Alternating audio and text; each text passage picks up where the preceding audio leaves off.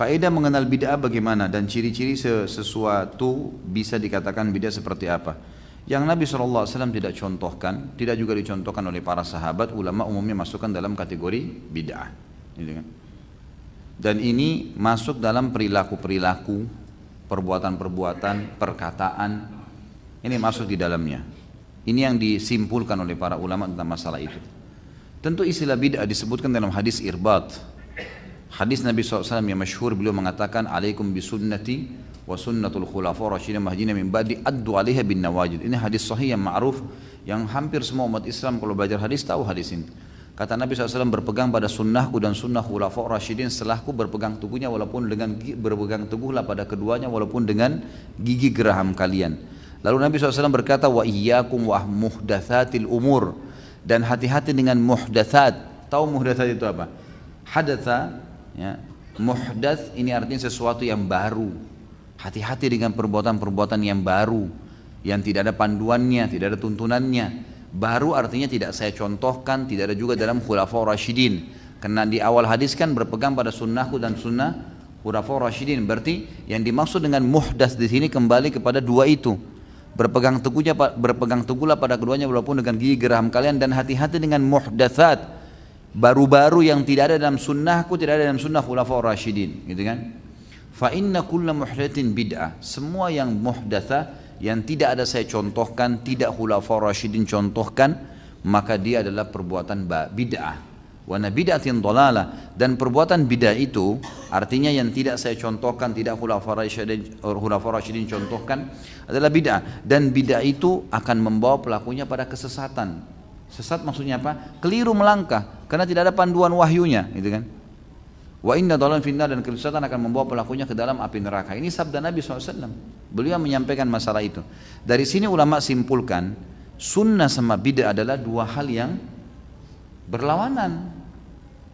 Yang hidupkan sunnah berarti mematikan bid'ah, yang hidupkan bid'ah berarti matikan sunnah. Karena memang sudah begitu dia, gitu kan?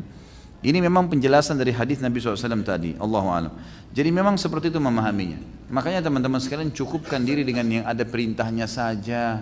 Itu aja jaga sampai mati, masuk surga insya Allah. Udah nggak usah repot-repot. Ini saya bingung betul orang-orang yang terus mau buat-buat, terus ngarang-ngarang dan ngotot mempertahankan. Kenapa saudaraku? Sunnah Nabi banyak, pertahankan komitmen. Tuh zikir pagi sore jaga tuh. Sholat on time di awal waktu jaga tuh. Zikir yang kita dianjurkan untuk baca tiap hari, istighfar 100 kali. Adalah haula wala quwata illa billah, subhanallah, alhamdulillah, wala ilaha illallah, Allahu akbar. Yang ada sudah dalil-dalil jelas. Kerjakan. Sholat duha yang ada dalil jelasnya, sholat malamnya, komitmen jaga. Apa Anda sudah tiap hari kerjain tuh? Ini masih banyak yang terbengkalai gitu. Jagokan ini, kenapa kok ribut dengan perbuatan bidah ini? Saya bingung gitu. Untuk apa gitu? Dan ngotot mempertahankan, enggak apa-apa, subhanallah. Dan orang-orang awam pun akhirnya ikut-ikutan, yang sholatnya masih Senin Kamis hanya ikut berbuat bid'ah juga. Ini yang wajib-wajib enggak diingatin, yang sunnah-sunnah sudah jelas dan pintarnya enggak disemangatin, malah enggak apa-apa buat ini aja. Loh gimana ini? Gimana ini?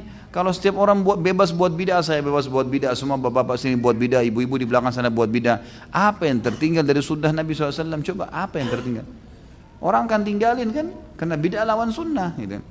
Maka kerjanya sudah ada perintahnya, kenapa sih? Kok kenapa suka cengkal nih? Gitu. Bersikuku dengan hal-hal yang tidak ada perintah. Sudahlah saudaraku. Gitu kan. Bid'ah itu dari asal bahasa Arab. Bada'a yabda'u. Artinya menciptakan sesuatu yang baru. Yang sebelumnya tidak ada. Jadi segala sesuatu yang baru, yang sebelumnya tidak ada, itu namanya bid'ah. Nah, termasuk yang pertama kali membuat bid'ah itu Allah Subhanahu wa Ta'ala dalam Al-Quran itu. Allah menyatakan di dalam Al-Quran, badi'us samawat wal ard. Ya, badi'us samawati wal ard. Saya yang bikin bid'ah langit dan bumi. Jadi adanya langit dan bumi itu bid'ah. Mengapa bid'ah? Sebelumnya tidak pernah ada. Baru Allah mengadakan langit dan bumi. Jadi langit dan bumi itu barang bid'ah dalam Al-Quran itu. Bukan barang lama, barang baru. Langit dan bumi diukur dari saat diciptakan oleh Allah. Sebelumnya tidak ada langit, tidak ada bumi. Allah ciptakan langit dan bumi, Allah menyatakan badi'us samawati wal ardh. Saya yang membuat bid'ah langit dan bumi ini. Langit dan bumi bid'ah, barang baru. Sayalah penciptanya yang membuat bid'ah ini.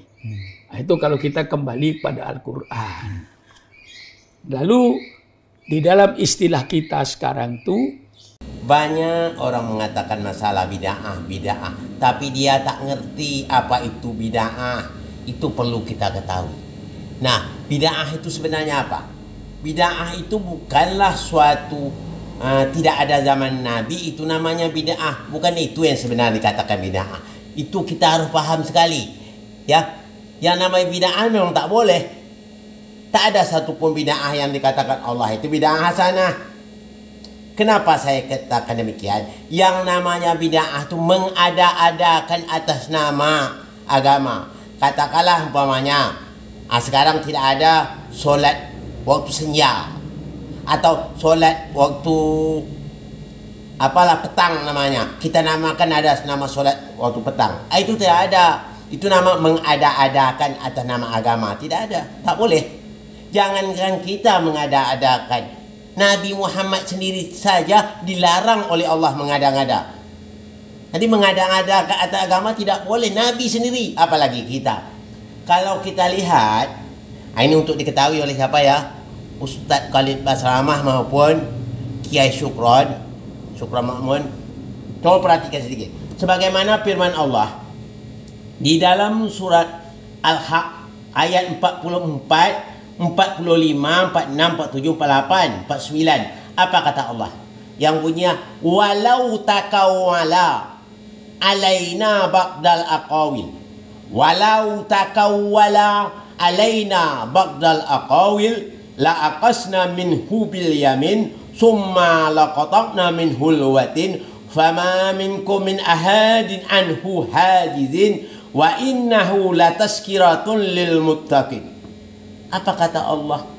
Sekiranya atau seandainya Muhammad ya mengatakan sesuatu atau mengadakan sesuatu atas nama kami, pasti kami pegang dia pada tangan kanannya, kemudian kami potong pembuluh jantungnya, maka tidak seorang pun di antara kamu yang dapat menghalangi kemauan kami.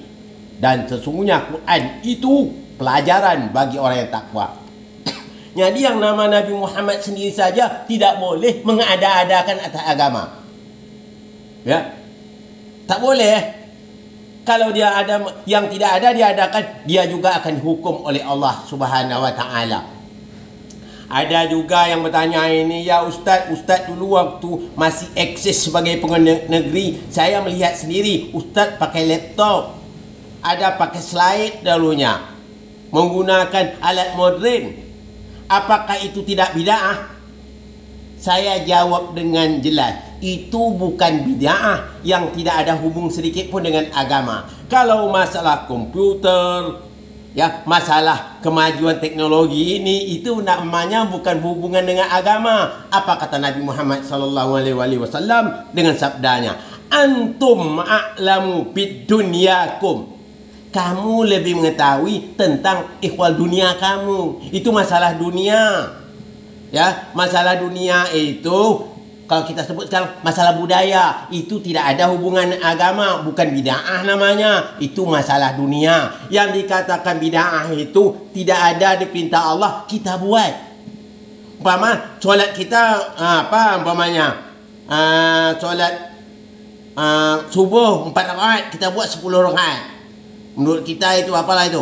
Apa? Supaya pahala banyak. Itu nama menambah namanya. Itu yang tidak dibenarkan oleh Allah Subhanahu wa taala.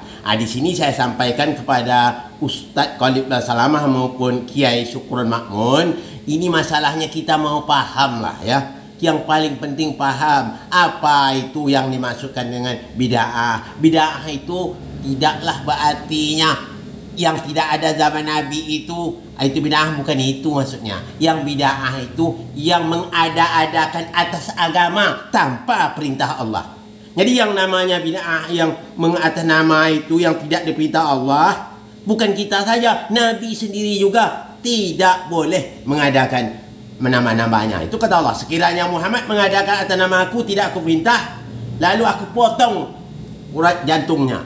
Ya, pegang tangan kanannya, dipotong urat jantungnya. Tidak ada di antara kamu yang dapat menghalangkan kami. Itu Nabi Muhammad sendiri, orang yang dicintai Allah. Begitulah tegasnya Allah. Tidak boleh kita mengada-adakan atas agama.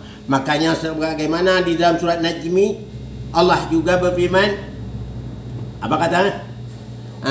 Dalam surat Najmi itu, Muhammad itu ya tidak berkata melainkan wahyu yang diwahyukan oleh Allah SWT, ya. Wa ma yantiku anil hawa wa in wa illa wahyu yuha. Muhammad itu tidak berkata menurut hawa nafsu, melainkan wahyu yang diwahyukan oleh Allah SWT. Dengan ada penjelasan saya singkat ini, jangan ada lagi kita membahas masalah bid'ah itu, ya. Kena bid'ah sudah selesai terjawab. Jadi bid'ah itu orang yang mengadakan atas nama Allah. Tidak diperintah Allah, kita ada-adakan saja. Masalah agama, bukan masalah dunia. Kalau masalah dunia, antum a'lamu bidunyakum. Antum a'lamu bidunyakum. Masalah dunia itu kamu lebih tahu lagi, kata Rasulullah SAW. Dengan adanya, ya, seperti ini yang saya sampaikan ini, tidak ada lagi di antara kita yang bermasalah masalah bid'ah. Sudah saya jawab dengan singkat jelasnya. Oke. Assalamualaikum warahmatullahi wabarakatuh.